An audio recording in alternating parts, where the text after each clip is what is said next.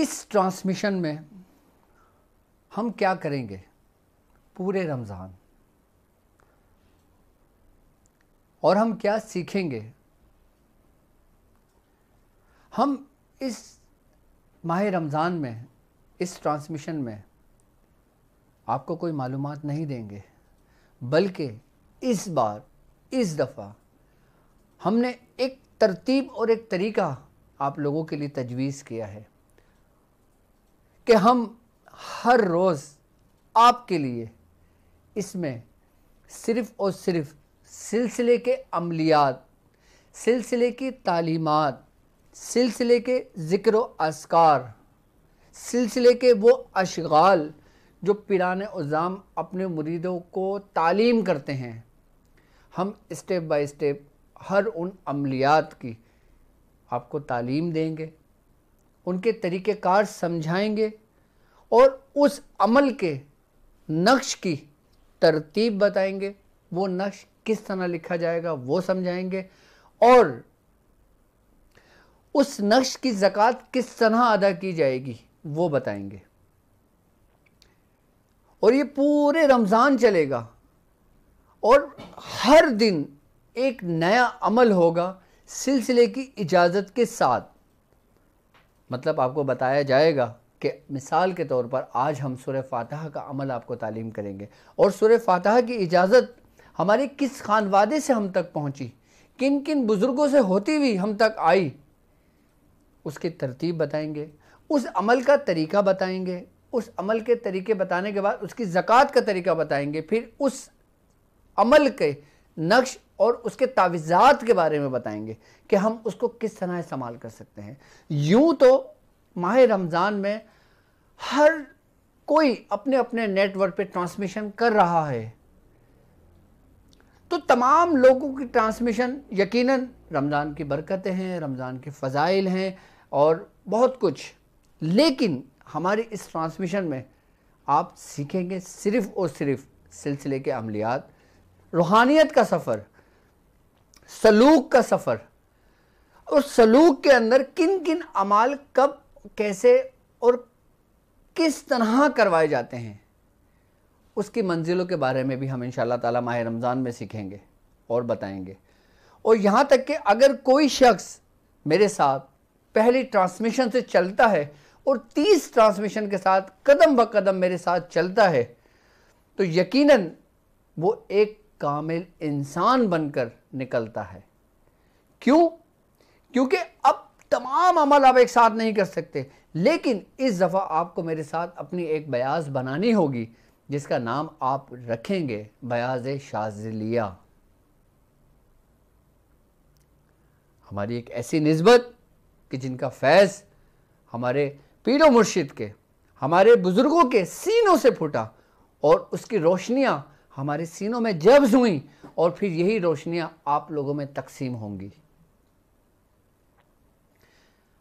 आपने हर अमल नहीं करना, हर अमल आपने तहरीर करना है, हर अमल आपने अपनी बयाज में लिखना है, हर नक्श आपने लिखना है तरतीब के साथ। इससे फ़ायदा आपको ये होगा कि कभी आपकी ज़िंदगी, आपकी पूरी ज़िंदगी है, इसमें जब चाहें आप उस अमल को देखकर, इजाज़त तो होगी आपको, और एक दफ़ा अगर किसी शख्स को हमारे सलासिल की इजाज़त हो जाती है तो वो उसको इजाज़त उसकी आखिरी सांस तक कायम रहती है।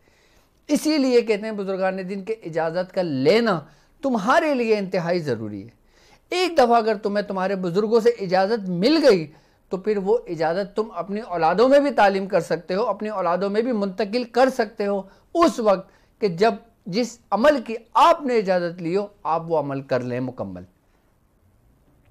अब जैसे मिसाल के तौर पर मैंने आपको सूरह कुरैश का अमल तालीम किया, मैंने आपको सूरह यासीन का अमल तालीम किया, मैंने आपको सूरह रहमान का अमल तालीम किया, मैंने आपको चहलकाफ का अमल तालीम किया। अब वो अमल का तरीका आपको मालूम है, उस अमल का नक्श के तरीके आपको मालूम है, उस अमल के तावीज़ात किस तरह बनाए जाते हैं वो आपको मालूम है। और इसके साथ साथ आप किन किन कामों के लिए, किन किन अपने मकासद के लिए उसको इस्तेमाल कर सकते हो, आप उसको अब लिख सकते हो अपने पास, उसको तहरीर कर सकते हो कि डॉक्टर साहब ने ये अमल बताया था, ये इस मकसद के लिए था, और अब ये वक्त है कि मैं इस अमल को करूं। आपने इजाज़त ले ली है, आप 6 महीने बाद भी वो अमल कर सकते हैं, 3 महीने बाद भी वो अमल कर सकते हैं, 1 साल बाद भी अमल कर सकते हैं, 10 साल बाद भी अमल कर सकते हैं, वो इजाज़त आपको कायम रहेगी। तो हम इस तरह ट्रांसमिशन नहीं कर रहे जिस तरह सब लोग ट्रांसमिशन करते हैं, क्योंकि हमारा अंदाज, हमारा तरीक़ेकार तमाम से बिल्कुल मुनफरिद होता है। और जो लोग रूहानियत के मुतलाशी हैं, जो लोग अमलियात की दुनिया के मुतलाशी हैं, जो लोग रूहानियत को पसंद करते हैं, जो लोग रूहानियत को सीखने के लिए अपने आप को वक्फ करते हैं, और जो लोग मेरे साथ इस रूहानियत के इस सफ़र में शामिल हैं, वो तमाम लोग जब अपने पास इजाज़त के साथ वो सब तरीक़ेकार लिखेंगे तो यकीनन वो एक बयाज जो बनेगी उसका कोई मोल नहीं होगा, वो अनमोल होगी बयाज आपकी। क्यों? क्योंकि मैं आपको बताने वाला हूं अपने तमाम खानवादे, अपने तमाम सलासिल और वो 32 वास्ते, कि वो जो 32 वास्ते जो एक दूसरों से जुड़ते हुए हम तक पहुंचे हैं, और जो जो जुड़े हैं, जिन जिन बुजुर्गों ने जिन जिन अमलियात की दावत दी हो, मैं वो अमल आप लोगों को तालीम करूंगा, और वो अमल जो मैं खुद कर चुका होऊंगा, यानी कि जो अमल मैंने किए हुए हैं अपने माजी में, और जो अमल मैंने किए हैं, और जो मुझ पर उस अमल के मुशाहिदात खुले, उसके दरवाजे खुले, कुशादगी के दरवाजे खुले, नेमतों के दरवाजे खुले, रूहानियत के दरवाजे खुले, मैं उन दरवाज़ों के ज़रिए आपको अंदर लेकर आऊँगा, आपको खुशामदीद कहूँगा, आपको तरीके समझाऊँगा। क्यों? क्योंकि मैंने जिस तकालीफ से, जिस परेशानियों से, जिस मुशक्क़त से, जिस मेहनत से मैंने रियाज़तें की, मेरे बुज़ुर्गों ने मुझसे करवाई, वो अमल, और उन अमल के दौरान जो जो मुशाहिदात हुए, जो जो वाक़यात हुए, जो जो मामलात हुए, मैं तमाम आप लोगों से शेयर करूँगा। याद रखना, ये तरीक़ेकार, ये अमल आपको किताबों में नहीं मिलेंगे, क्योंकि मैं आपसे सिलसिले के उन अमलियात की बात कर रहा हूं जो बुजुर्गों के सीनों के हिस्से हैं, जो बुजुर्गों के सीनों के राज हैं। और वो अमल ऐसे अमल कि आप सिर्फ और सिर्फ उस तरतीब, उस तरीके से वो अमल अपने आप को मखसूस करके पढ़ लें। ये नहीं कि मुझे सफ़र करना है, मुझे ऑफिस जाना है, मुझे जॉब पे जाना है, मेरे बच्चे रो रहे हैं, मुझे कुछ लेने जाना है, मैं परहेज़ नहीं कर सकता, मैं ये नहीं कर सकता, मैं वो नहीं कर सकता। मैं आपको जो भी अमल बताऊंगा उसकी पूरे लवाज़मात के साथ, उसके कायदे कवानीन के साथ, एक पूरी रब्त के साथ मैं आपको तालीम करूंगा। अगर आप पूरे माह रमज़ान मेरे साथ अटैच होकर इस सफ़र में चलेंगे और आप ईमान के दारी के साथ, अपने इखलास के साथ, मुखलिस होकर उसको आप लिखेंगे, तो यकीन जानिए आपकी औलादे तो औलादे, आपके साथ जितने लोग भी जुड़ते चले जाएंगे, यानी कि जो आने वाले वक्तों में आपके मुरीद होंगे, आने वाले वक्तों में आपके शागिर्द होंगे, वो कभी भी मायूस नहीं होंगे आपसे। क्योंकि मैं चाहता हूं कि जो लोग मेहनत कर रहे हैं, जो लोग अपनी रियाजतें कर रहे हैं, जो लोग सीखना चाहते हैं, मैं उनको एक एक चीज़ इसकी बिल्कुल गहराई तक लेके जाना चाहता हूं। मैं वो बात नहीं करूंगा कि रमज़ान की बरकतें क्या हैं, मैं वो बात नहीं करूंगा कि इसके फ़ज़ाइल क्या हैं, मैं वो बात नहीं करूंगा कि इसमें क्या क्या नेमतें हैं, वो सबको पता है। लेकिन वो नेमतें भी हमारे पास नाजिल हो रही हैं।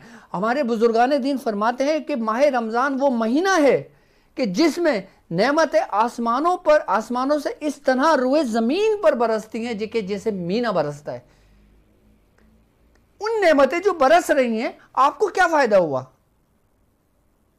आपकी ज़िंदगी में इतने रमज़ान गुजरे, इतने रमज़ान आए, आज आप अपना मुशाहिदा करें, आज आप अपना तज्जिया करें, आप किस स्टेज पर खड़े हुए हैं। और नेमतों का ये उसूल है, नेमतों का ये रूल है, नेमतों कि जब जिसको नेमत अता कर दी जाती है तो वो उसके अंदर सलाहियत कर जाती है, और जो शख्स उन नेमतों का अल्लाह रब्बुल इज़्ज़त से शुक्र अदा करता है तो अल्लाह तबारक ताला उन नेमतों को बढ़ा देता है। अब मैं किन नेमतों की बात कर रहा हूं? क्या दुनियावी नेमत, क्या आखिरत की नेमत, क्या जन्नतों में जो मिलेंगी वो नेमत? भाई कि जब हमें भूख लगती है, खाना हमें तब मिले तो खाने का मजा होता है।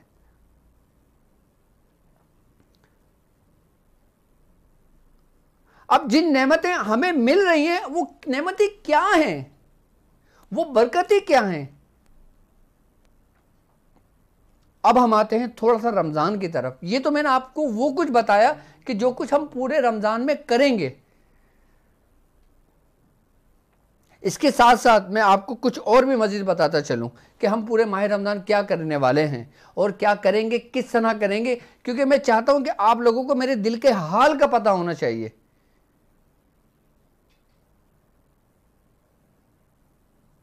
हम इस माह रमज़ान में इन अमालों के साथ साथ अपनी खिदमात भी शाज़िली इस्लामिक सेंटर को करेंगे। मतलब आप लोग, जो लोग मेरे साथ इस सिस्टम में जुड़ना चाहते हैं, मेरे साथ इस सफ़र में चलना चाहते हैं, जिस तरह हमने हर रमज़ान में खिदमात अंजाम दी और अल्हम्दुलिल्लाह इस साल भी हमारा शाज़िली इस्लामिक सेंटर यानी कि doctor Abdul Wajid Shazili network daily रोज़ा इफ्तार करवा रहा है। आज से उसकी इब्तिदा हुई है अल्हम्दुलिल्लाह। हमने वो बॉक्स बनवाए, रोज़ा इफ्तार के लोगों में तकसीम कर दिए। अभी राशन का सिलसिला हमारा चल रहा है कि जिसमें भी राशन तैयार हो रहे हैं, उसमें आप तमाम लोगों की मदद की और उसकी ज़रूरत है, क्योंकि आप लोग जब से एक साथ हमारे साथ जुड़ेंगे सिस्टम में तो फिर वो सिस्टम भी हम आगे लेके चलेंगे।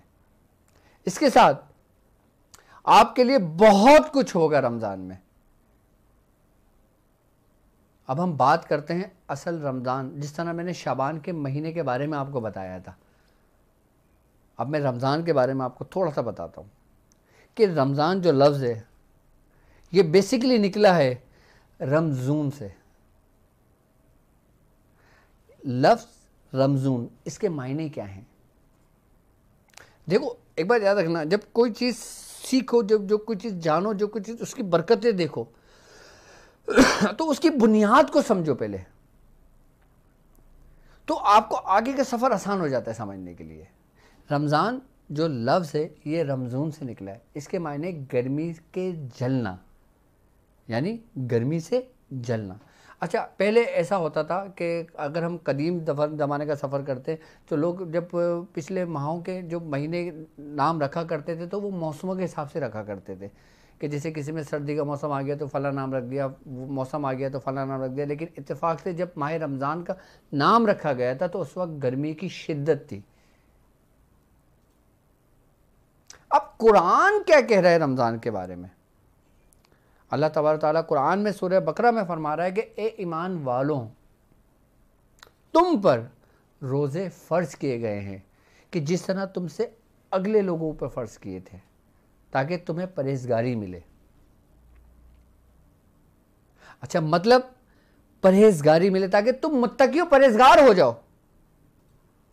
अच्छा, रोज़े की सबसे बड़ा जो इनाम जो हमें दुनिया में मिलता है, वरना इसका अजर तो अल्लाह तबारक ताला ने कहा है मैं खुद दूंगा, वो एक अलग अजर है।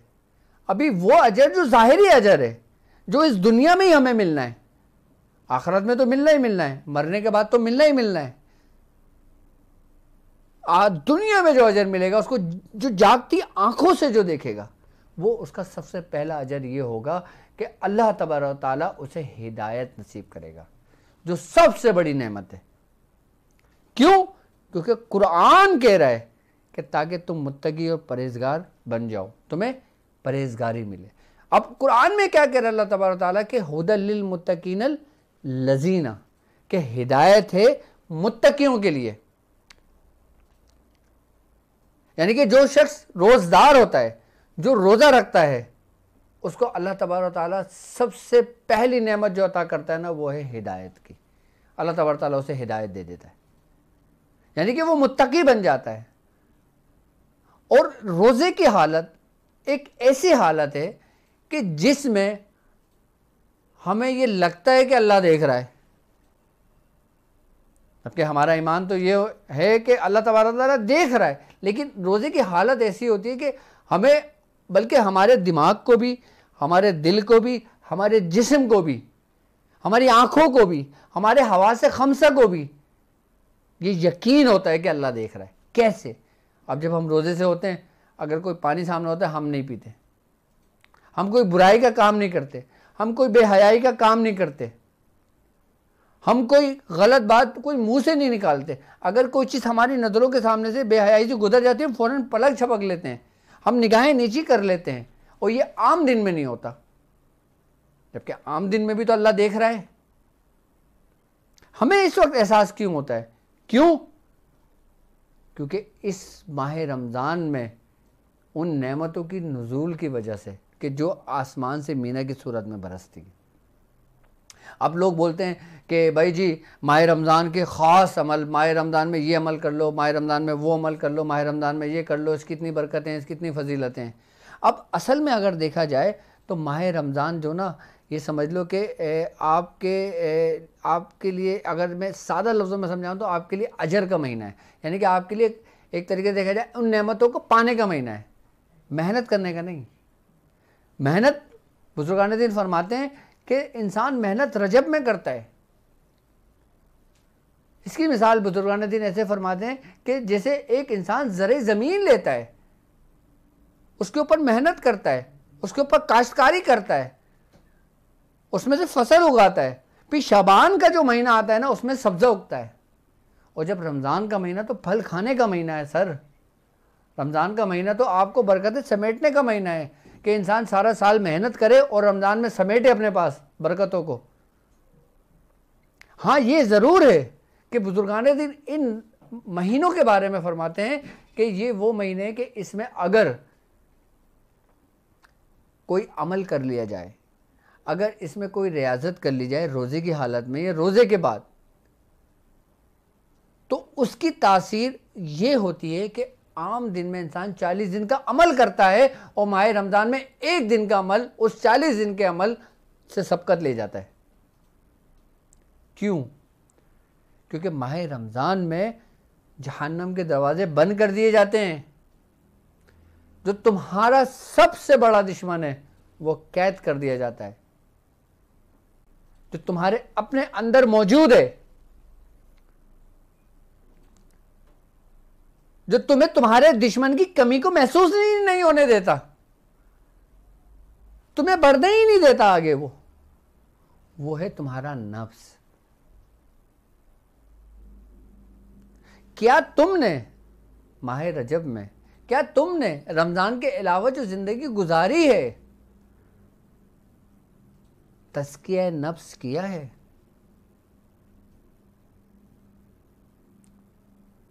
अगर नहीं किया तो फिर तुम माह रमज़ान की बरकतों को किस तरह अपने अंदर सल्ब करोगे? फिर किस तरह उन नेमतों को तुम समेटोगे? फिर किस तरह तुम उन नेमतों के हकदार होगे? माह रमज़ान में सिर्फ रोज़ा ही इबादत नहीं है, रोज़ा तो फ़र्ज़ है। इस माह रमज़ान के अंदर हर इबादत का सवाब दुगना हो जाता है। असल में अगर देखा जाए ना, रमज़ान के अंदर आपको अपने अमाल को सही करने की ज़रूरत है। आपने अपनी ज़िंदगी को ट्रैक पे लाने की ज़रूरत है। आपने अपने आप को अपनी इस्लाह करने की ज़रूरत है, क्योंकि अपनी इस्लाह भी इबादतों में से एक इबादत है। वरना रोज़ा हिंदू भी रखते हैं, रोज़ा यहूदी भी रखते हैं, रोज़ा ईसाई भी रखते हैं, रोज़ा और मज़ाहिब के लोग भी रखते हैं।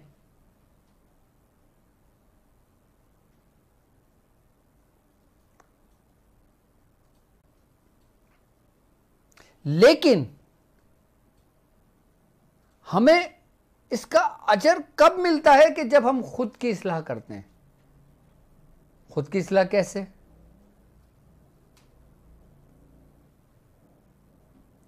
हम अपना तज्जिया करते हैं। कुरान कह रहा है ना कि कद अफ़लह मन ज़क्काहा, कि कामयाब हुआ वो कि जिसने तज़किया नफ्स किया, यानी कि जिसने अपने अंदर गौर व फिक्र किया, अपने अंदर की नेगेटिविटी को ख़त्म किया, अपने खुद की इस्लाह की।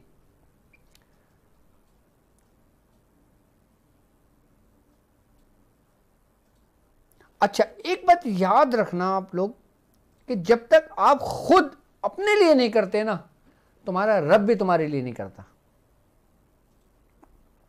वो कहता है पहले, वो कहता है कि तू एक कदम मेरे आगे बढ़ा, तू एक कदम मेरी तरफ को बढ़ा, मैं 9 कदम बढ़कर तेरे करीब आऊंगा। तो इसका मतलब क्या हुआ कि पहली कोशिश आपने करनी है। अच्छा, इसमें सबसे पहला स्टेप क्या है? वो है सिला रहमी,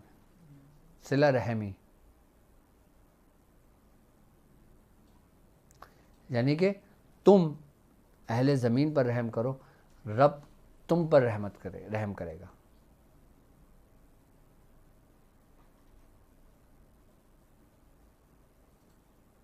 अपने अंदर आजिज़ी पैदा करो, अपने अंदर इनकिसारी पैदा करो। तुम यकीन जानो कि बेहतरीन परहेज़गार, बेहतरीन मुत्तकी बनोगे आप।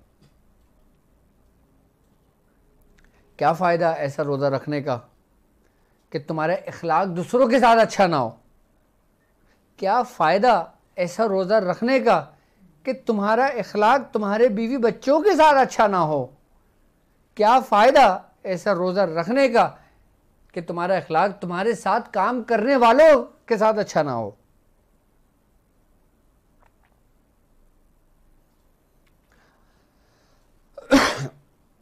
जब हम इन छोटी छोटी बातों पे अमल करेंगे ना, फिर हम एक बेहतरीन इंसान बनेंगे। यानी वो इंसान बनेंगे कि जिसके बारे में अल्लाह तबारक ताला ने कसम खाकर तुम्हें बताया है कि कसम है तीन की, कसम है जैतून की, कसम है तूरे सीनीन की, और कसम है अमानत वाले शहर की, यानी वतीनी व जैतूनी व तूरी सीनीना व हाज़ल बलदिल अमीन। 4 कसमें खाई हैं,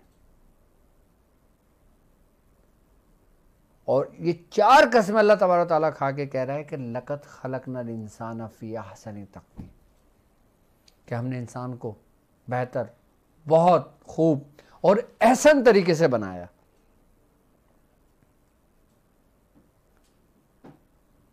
लेकिन फिर उसके आगे वाली आयत भी सुने आप, सुम्मा रददनाहु अस्फ़ला साफ़िलीन, और फिर हमने इसे जानवरों से भी बदतर फेंक दिया। अच्छा, जानवरों से बदतर फेंक दिया, इससे मुराद क्या है? यानी कि हमने उसको बनाया तो बहुत एहसन तरीके से है, हमने बनाया तो उसको बहुत कमाल का है। हमने बनाने के बाद अपनी तमाम नेमतों की इंतहा कर दी, हमने अपनी अमानत इसको दे दी, हमने अक्ल सलीम इसको अता कर दी, हमने इसको एहसन कल्ब अता कर दिया, हमने सब कुछ वो खूबियां अता कर दी इसको जो आज से पहले कभी किसी मखलूक को नहीं अता की गई।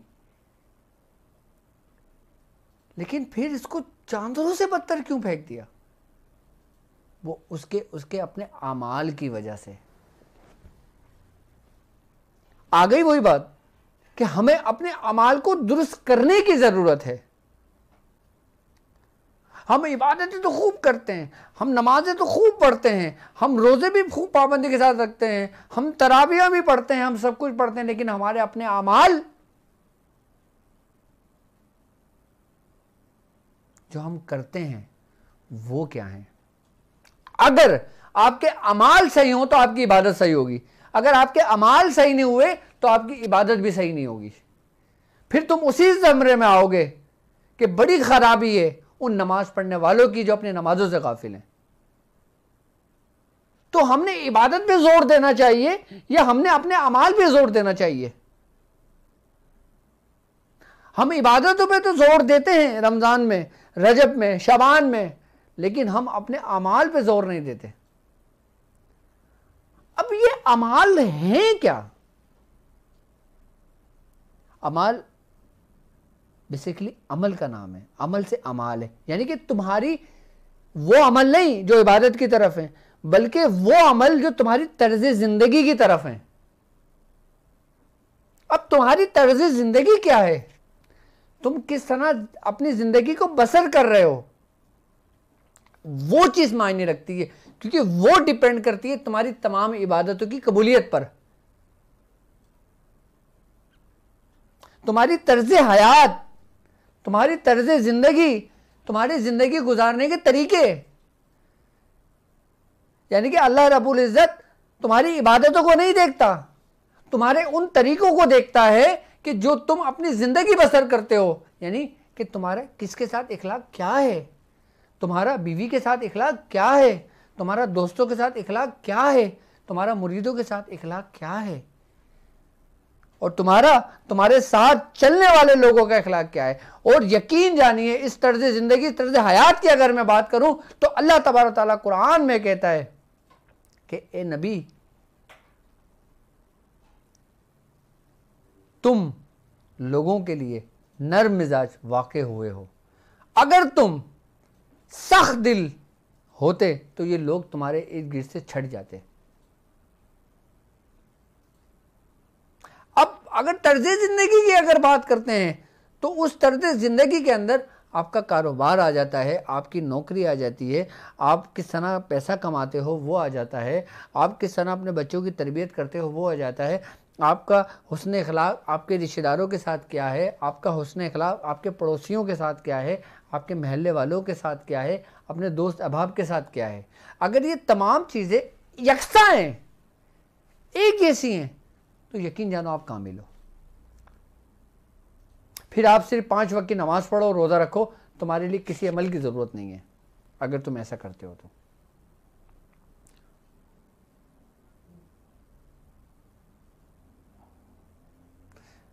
मैं आपको रूहानियत की दुनिया का वो पॉइंट बता रहा हूं, वो हिस्सा बता रहा हूं जो इसकी बुनियाद है।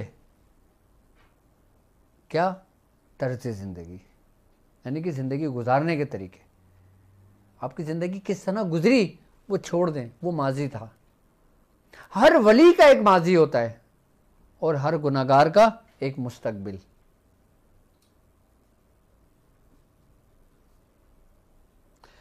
हर वली माजी में जरूरी नहीं कि मुत्तकी परहेजगार हो, और हर गुनाहगार जरूरी नहीं कि मुस्तकबिल में भी वो गुनाहगारी हो। रब को आपको पता है क्या पसंद है? रब को पसंद है कि मेरा वो बंदा जो गुनाहों से आलूदा हो, जो गुनाहों की दलदल में बसा हो, वो एक दफा मुझसे रुजू कर ले, वो एक दफा अपनी जुबान से कह दे कि रब्बना ज़ुल्मना, कि मेरे रब, मैंने अपने नफ्स में जुल्म किया और अगर तू मुझे माफ ना करे तो मैं रहूं खसारे में। कि बंदा एक दफा कह दे कि ला इलाहा इल्ला अंता सुब्हानका इन्नी कुन्तु मिनज़ ज़ालिमीन, कि मैंने ही अपने नफ्स पे जुल्म किया और अगर तू मुझे माफ ना करे तो मैं जालिमों में से रहूं। और लर्जिश की अगर जहां तक बात है, गुनाह की अगर जहां तक बात है, आजमाइशों की अगर जहां तक बात है, तो सर वो आम इंसानों पर भी आई हैं और अल्लाह के दोस्तों पर भी आई हैं, अल्लाह के नबियों पर भी आई हैं।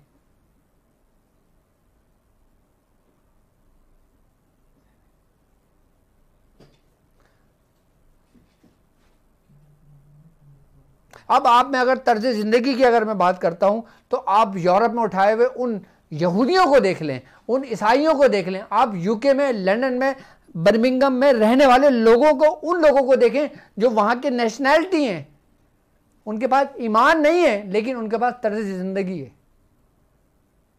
और कैसी है? उनमें कमी सिर्फ और सिर्फ ईमान की है कि अगर वो कलमा पढ़ लें ना तो वो तुमसे बेहतर मुसलमान होंगे।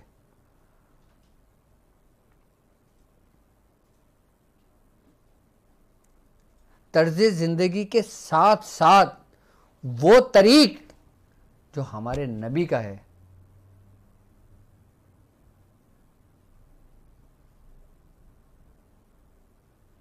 अगर हम उस पर अमल करते हैं तो यकीन जानिए इन्हीं लोगों के बारे में अल्लाह तबारक ताला ने कहा है कि ए ईमान वालों, मुसलमानों को नहीं कहा, ए ईमान वालों।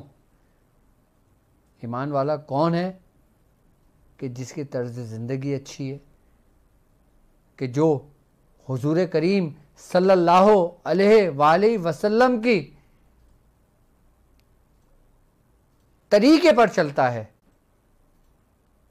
और अपने बुजुर्गों के पैरोकारों में से होता है। उन लोगों को अल्लाह तबारक ताला ने ईमान वाले कह के पुकारा। लेकिन मैं बात बिल्कुल बुनियाद से कर रहा हूं, बिल्कुल बेस से कर रहा हूं कि हमने अगर एक अच्छा मुसलमान बनना है तो हमें सबसे पहले खुद को देखने की ज़रूरत है, अपने अमाल को दुरुस्त करने की ज़रूरत है, अपने तर्ज ज़िंदगी को बनाने की ज़रूरत है। आज अगर आप इंटरनेशनल लेवल पर अपने आप को देखें, आप मुझे बताएं और ख़ुद फैसला करें कि कौन आपको अच्छा समझता है। यहाँ तक कि हज़रत जुनैद बगदादी रहमतुल्लाह अलैह के वाक़े में आपको बताऊं कि आपके पड़ोस में एक काफिर रहा करता था और हज़रत जुनैद बगदादी रहमतुल्लाह अलैह आप अपनी इबादत में अपने मशगूल रहा करते थे। अपने तर्ज ज़िंदगी उनकी ऐसी थी कि वो काफिर भी आपसे मुतासिर था। यहाँ तक कि लोगों से वो मिलता था और वो काफिर लोगों से बताता था कि देखो मुसलमान ऐसा होता है। तो लोगों ने कहा कि तू ईमान क्यों नहीं ले आता, तू मुसलमान क्यों नहीं हो जाता अगर मुसलमान ऐसा होता है। तो आपने फरमाया कि अगर मुसलमान ऐसा होता है तो वो मेरे बस की बात नहीं है, लेकिन अगर तुम जैसा होता है तो मैं उस मुसलमान को नहीं मानता।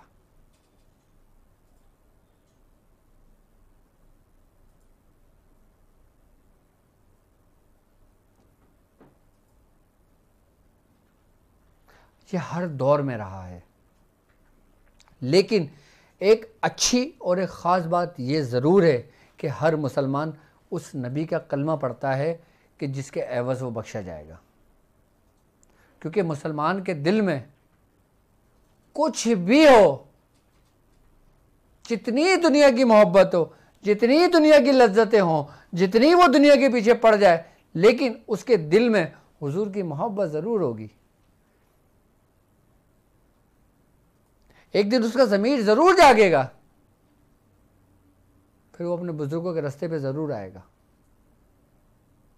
जब भी मैं कहता हूँ कि हर वली का एक माजी होता है और हर गुनाहगार का एक मुस्तकबिल, क्यों कहते हैं कि आखिरी सांस तक अल्लाह रब्बुल इज़्ज़त से रुजू करते रहो, तौबा करते रहो कि पता नहीं कब अजल आ जाए।